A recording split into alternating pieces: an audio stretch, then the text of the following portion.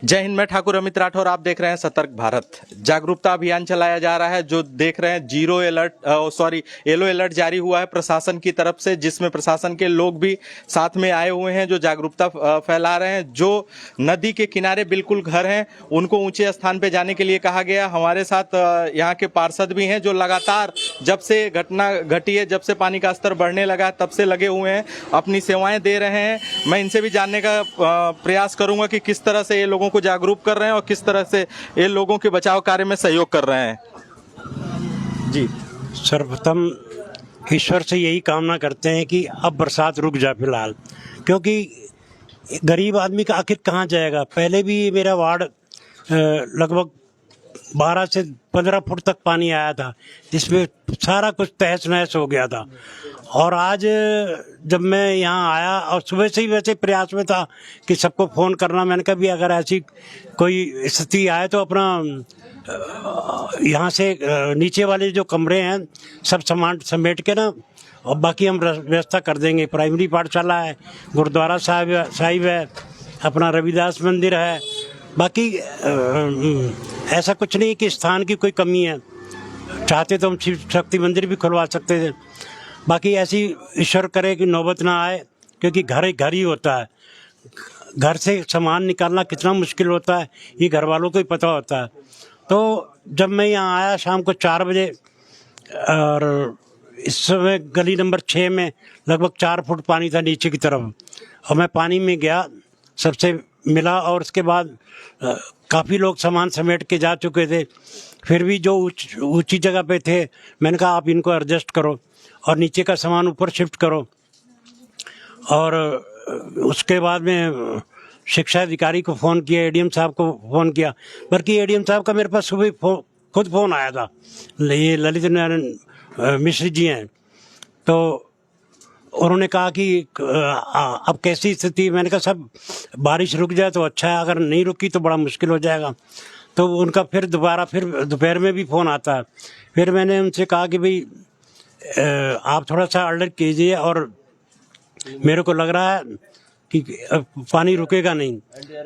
और फिर उन लोगों ने बहुत प्रयास किया, मेरे को एक नंबर भी दिया उन्होंने कि भाई कोई ऐसी स्थिति हो तो आप बताइएगा।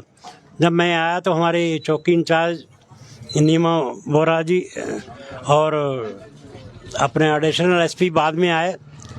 उस समय ये हमारे पंकज चंदेल जी भी आ गए, मनोज चंदेल जी भी, और उसके बाद ये पंकज सजवान, पूरा मतलब स्टाफ था चौकी का। जो एक बुजुर्ग महिला है ठकुरी दास की घरवाली, उनको एक्सीडेंट में चोट लगी हुई थी।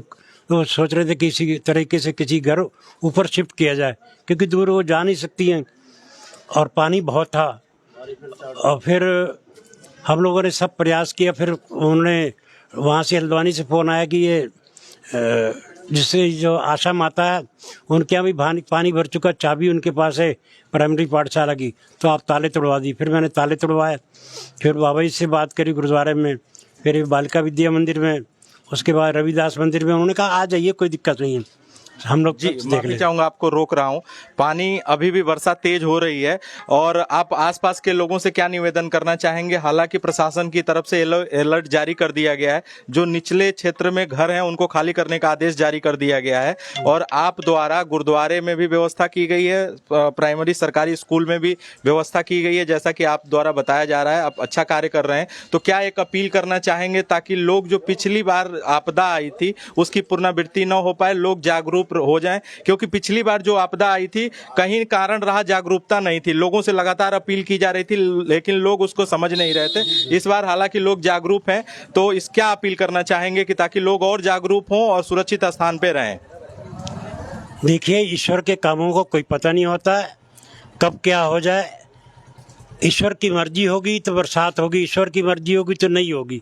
इसमें हम लोग कुछ नहीं कर सकते, और आप लोग भी कुछ नहीं कर सकते। मैं ये निवेदन करना चाहता हूँ कि पिछली बार का जो सबक सीखा हुआ चौकस रहना चाहिए। सर्वप्रथम अपने आखिर कोई तो हमारे रिश्तेदार है ही है, आस पड़ोस में कहीं भी जैसे भी हो, अपने सामान को बचाया जाए। अगर घर है तो सब कुछ है, घर नहीं है तो क्या है। पिछली बार तो एक लोगों के पास एक चादर भी नहीं बची थी। कैसी कैसी त्रासदी हमने देखी उस समय, और हम लोग रात भर जगे रहे। फिर 3-4 दिन 2 दिन हम लोगों ने अपने पास से लंगर करवाए थे, उसके बाद प्रशासन आया था।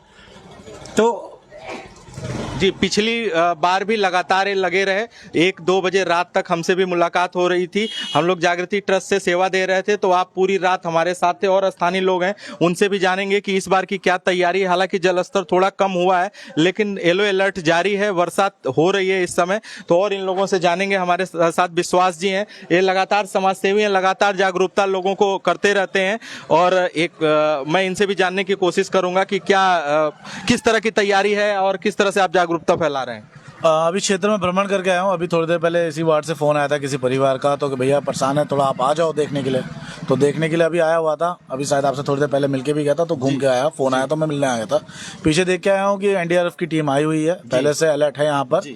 बट फिर भी मैं ये कहना चाहता हूँ कि ये जो कल्याणी नदी को लेके जो राजनीति चलती है इन लोगों की, ये बड़ी गंदी राजनीति है। जब कुछ हो जाता है तब सारे नेता होश में आते हैं, इससे पहले होश में नहीं आते। इसी नदी के लिए 50 बार ज्ञापन मेयर रामपाल जी को दे दिया गया है, ठीक है। और कई बार इस वार्ड के जो पार्षद है उनको भी अवगत कराया गया है इनके वार्ड के लोगों के द्वारा। तो सुनने में आता, कोई भी सुनने के लिए तैयार नहीं है। इनके पास प्रॉब्लम क्या होती है, इनके पास यहाँ के जो पार्षद है वार्ड का, ये कहता है कि बीजेपी की है तो इसलिए हमारी सुनवाई नहीं होती, हम कांग्रेस के, हमारी कोई सुनता नहीं है। मगर मेयर के पास जाओ तो मेयर कहता है हमारे पास बजट नहीं है।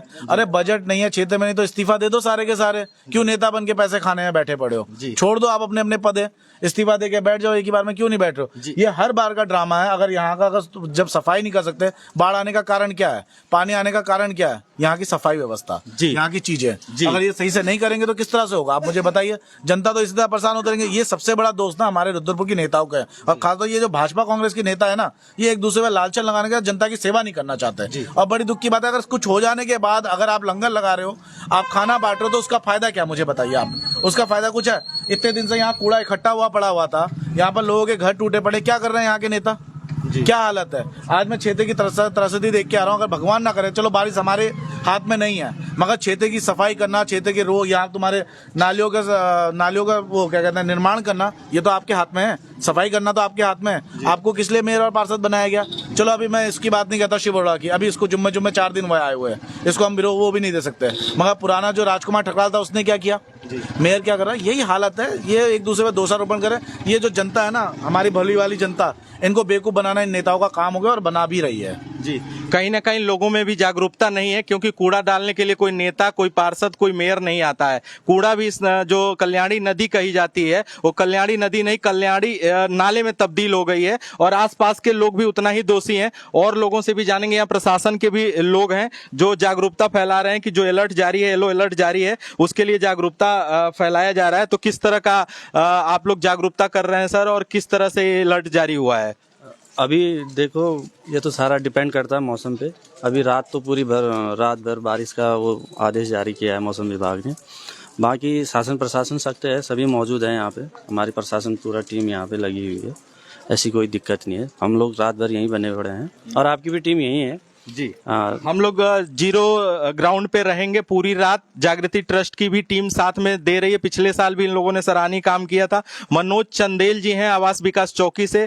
पिछली बार के समय दौरान ये पूरी रात, हालांकि उस समय ड्यूटी पे नहीं थे, मानवता के नाते पूरी रात लगभग अपने गर्दन के बराबर पानी में ये लोगों को कंधे पे ले जाके निकालने का कार्य किया, और बहुत गौवंश को निकाला। आप देख सकते हैं पानी, अभी बरसात तेज हो रही है। और भी स्थानीय लोग हैं जिनसे हम जानेंगे, जिनका आसपास का घर है। ये एक बार मैं कहूंगा कि ये घर दिखाइए जिसमें काफी पानी भर गया था। हालांकि ये लोग अलर्ट हैं, काफी अलर्ट हैं इस बार। सभी लोग अलर्ट हैं इस बार की, पहले की तरह पहली बार वाली स्थिति नहीं आने देंगे। और स्थानीय लोग हैं, पार्षद भी यहाँ लगे हुए हैं लगातार, जो आ रहे हैं। हमसे भी उन्होंने फोन के द्वारा बताया कि किसी प्रकार की कहीं भी किसी को असुविधा हो रही है तो हमें अवगत करा दें, वो लोग मदद के लिए आएंगे। ये अच्छी बात है कि यहाँ के पार्षद आए हुए हैं, और लोगों से, स्थानीय लोगों से जानेंगे। क्या शुभ नाम है सर आपका? क्या शुभ नाम है आपका? मदनलाल जी, किस तरह से तैयारी है? हालांकि आपका घर कहाँ पड़ेगा? आपका नीचे 6 नंबर गली में। जी, तो पानी का स्तर जिस तरह से बढ़ रहा है, तो आप तैयारी क्या की है? अपना सामान वामान कहाँ कैसे शिफ्ट कर रहे हैं? जगेंगे रात भर। जगेंगे, जी, देख सकते हैं लोग जागरूक हैं, रात भर जगेंगे और देखिए आपदा कोई आमंत्रण देके नहीं आती है, कभी भी आ जाती है। हालांकि इसमें दोषी प्रशासन के लोग भी हैं जो जिम्मेदार लोग भी हैं, क्योंकि कल्याणी नदी के कल्याण की बात हमेशा से की गई है, लेकिन इसका कल्याण कभी नहीं हो पाया। पिछली बार के जो पुल टूटे हैं वो अभी तक नहीं बन पाए हैं और कल्याणी नदी को लेके तमाम दावे किए गए सब फेल नजर आते हैं, क्योंकि वो एक छोटे नाले में तब्दील हो गई है और जो पानी का स्तर है वो नाले में तब्दील होने के कारण, कूड़ेदान में तब्दील होने के कारण पानी का स्तर बढ़ता जाता है। मैं एक बार पुनः यहाँ के क्षेत्रीय पार्षद से कहूंगा कि एक बार लोगों को जागरूकता के लिए अपील करें कि लोग जो निचले क्षेत्र में हैं जहां पे जल स्तर बढ़ रहा है तो वो लोग इनके द्वारा जो व्यवस्था की गई है वहां पे जा सकते हैं और अपना बचाव कर सकते हैं। एक बार पुनः चाहूंगा कि आप अपील करें। देखिए राठौर जी, अभी एक विश्वास जी थे कि कह रहे कि यहाँ नाली नहीं, कुछ भी नहीं है। यहाँ पर बिल्कुल सड़क अलाउ नहीं थी ये नीचे की तरफ, क्योंकि बिल्कुल कल्याणी। अब आप कह रहे हो से कहिए कि इधर देखेगा, ये जब ये मुर्गे वाले हैं यहाँ बिल्कुल उन्होंने मना कर दिया था। मैंने कहा नहीं, छोटा सा एक आप टुकड़ा डलवा दीजिए। और ये देख रहे हैं नाली, देख रहे हैं ये नाली, इसके पीछे एक 90 इंच की कोण पे अम्मा रहती है, पता नहीं फरीदा ने उनका क्या नाम है, वो बड़ी रोड बनवा दी। ये सामने रोड जा रही है रविदास मंदिर तक।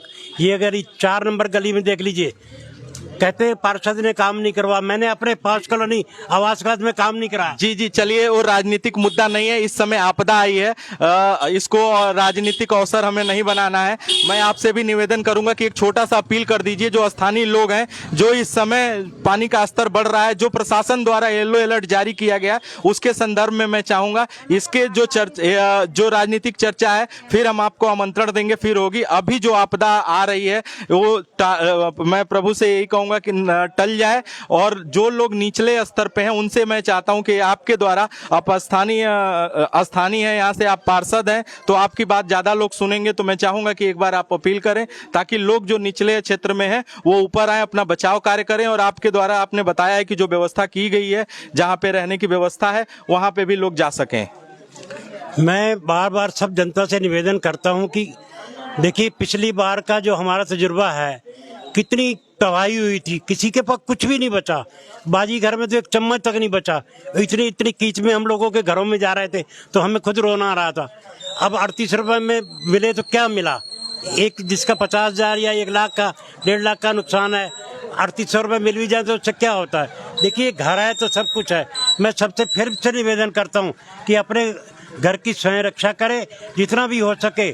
पहले तो अपने कोई रिश्तेदारी है, अगर वहाँ एडजस्ट हो तो सही है। ये तो बालिका विद्या मंदिर, प्राइमरी पाठशाला खुली हुई है, ये रविदास मंदिर खुला हुआ है। बाबा जी से भी कह दिया गया है कि आपको स्थान जरूर देंगे। और देखिए, दुख सुख में अगर हम लोग सहयोग नहीं करेंगे तो क्या होगा? सहयोग सबका चाहिए हमें। अकेला आदमी रमेश काला कुछ नहीं कर सकता। जी, सभी लोग सामूहिक प्रयास करेंगे और क्षेत्रीय लोग हैं उनसे जानना चाहेंगे जो शायद वो बात करने में असमर्थ हैं। मैं सभी से एक बार पुनः अपील करूंगा कि जो लोग भी आसपास के लोग हैं जो निचले स्तर में हैं वो ऊपर अपने व्यवस्था कर लें, क्योंकि पानी का स्तर बढ़ सकता है, कभी भी बढ़ सकता है। और सबसे ये निवेदन करूंगा कि मानवता दिखाएं, सभी लोग मिलजुल के एक दूसरे की मदद करें।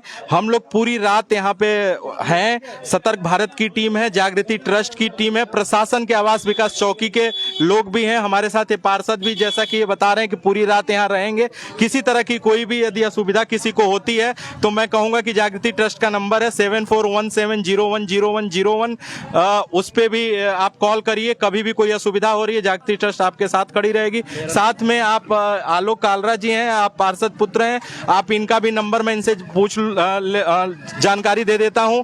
आप इनके नंबर पे भी कभी भी 24 घंटे में आपको कभी भी कोई परेशानी होती है आप कॉल करेंगे, ये भी रहेंगे। जी बताएं नंबर। मैं पिछली बार की तरह इस बार हर सेवा में रहता हूं और इस बार भी सेवा में रहूंगा, पूरी रात हाजिर रहूंगा, आप लोगों की सेवा में रहूंगा। मेरा मोबाइल नंबर है 99 173 25000 9917325000। कभी भी कोई दिक्कत हो, किसी चीज की भी हो, मुझे फोन कर ले और मैं तुरंत आऊंगा और आपका कष्ट दूर करूंगा। जी, ये बहुत सराहनीय प्रयास है आपके द्वारा। और प्रशासन का भी नंबर 112 पे आप कॉल कर सकते हैं, कोई असुविधा होती है। निश्चिंत रहिए, सतर्क रहिए, सतर्क भारत पूरी रात। जी, टोल फ्री नंबर भी फेसबुक में मैंने डाल दिया है, बाकी प्रशासन की तरफ से पूरी मदद मिलेगी। अब देखो हम रात भर हैं, पुलिस साथ में है, मनोज जी हमारे साथ में है, पूरी आवाज विकास चौकी हमारे साथ में, जागृति ट्रस्ट की टीम हमारे साथ में है, जो मैं इनकी टीम का मेंबर भी रहा हूँ इस टाइम, तो मैं इनके साथ भी लगा हुआ हूँ। जी, ये जागृति ट्रस्ट के सदस्य हैं, ये भी लगातार पिछली बार की तरह सेवा में, हमारे जगजीत जी भी हैं जो लगातार ये लोग सेवा करते आ रहे हैं। निस्वार्थ सेवा की पहचान है जागृति ट्रस्ट। मैं सारे नंबर जो प्रशासन के द्वारा टोल फ्री नंबर जारी किया गया है, पार्षद का नंबर, जागृति ट्रस्ट का नंबर, सब मैं कमेंट बॉक्स में दे दूंगा आपको। किसी को भी कोई पूरी रात असुविधा हो, आप उन नंबरों पे कॉल करिए, आपको सेवा मिलेगी। हम आपको सतर्क करते रहेंगे। देखते रहिए सतर्क भारत। जय हिंद।